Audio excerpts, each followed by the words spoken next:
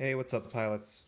Just want to do an update on the equipment I've been experimenting with, motors, flight controller, ESCs, and also firmware.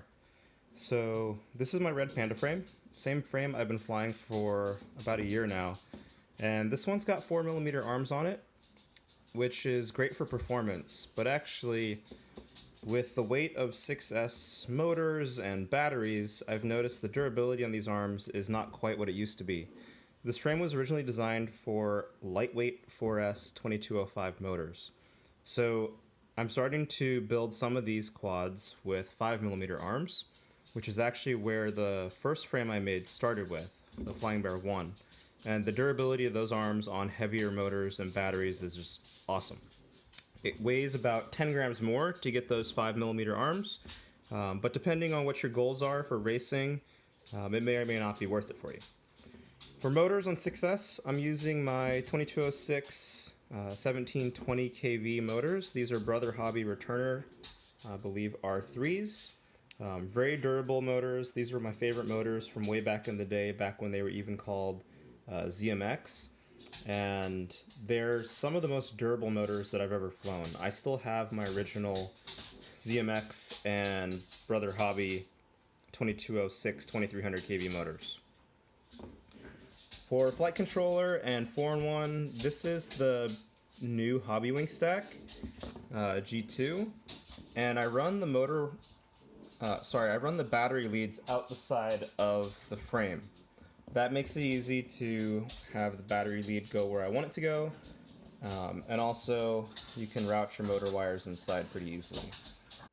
The main trade-off in routing your battery wires out the side of the quad is ESC 1 through 4 doesn't map 1, 2, 3, 4 anymore. And if you're using the cable harness that comes with the Hobbywing stack between the flight controller and the ESCs, which you can see is on the front side there, you have to do some remapping of resources in Betaflight to make sure motors 1, 2, 3, and 4 in Betaflight actually spin the correct motors on your quad. So I'll post the resource commands you need to use if you want to run your battery wire out the left side, just in case you don't want to spend the time figuring that out for yourself. Also, this is a newer axis antenna mount that I've made for this frame. I like to use one antenna wire sticking straight up and one out the back.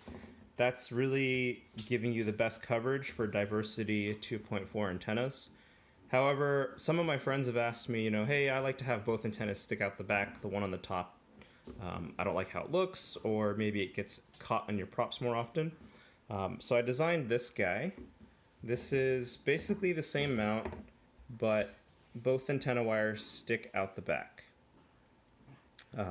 It's also got a hole in it large enough that if you don't want to use a UFL or MMCX antenna like I'm using here, you can use a heavier SMA adapter that connects your VTX and then have the SMA plug stick out here.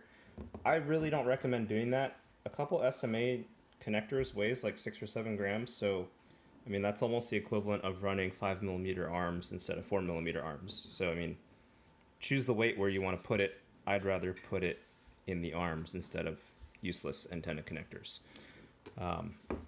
What else? I'm using 50/50 props. Love these props. One thing I've noticed with these motors and props and the new 45 amp G2 4-in-1, my high-end punch and speed is, I think it's actually faster.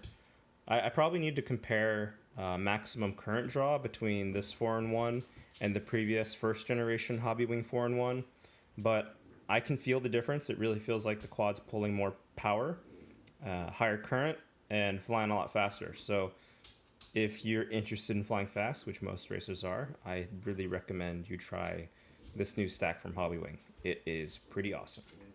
All right, guys, thanks for watching. See you next time.